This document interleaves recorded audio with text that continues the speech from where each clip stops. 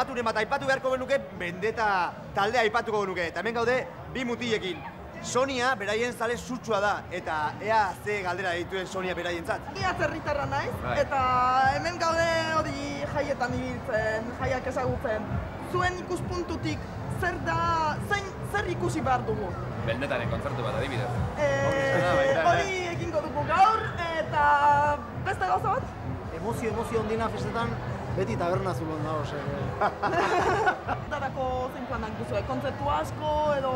Geratu gabe, gelditu da ez, kontzertu pila ematea, Euskal Herrian, kanpoan, Polizia Katalunia, Suizan egon berri gara, gelditu gabe eta horri guztiarekin bat, moskortzea noski, gure, ongi pasatzea, baina egia da ere, 3. diskoa prestatzen ari garela, eta aurten bertan, urte amaieran kaleratu nahi dugula, orduan hortan erabat murgildua gaude. Euskaldunekin ohituta zaudete, baina kanpotar batek, euskeraz ez dakien batek, esaten dituen gustoko dutela zuen musika, ze sentitzen duzu benetan?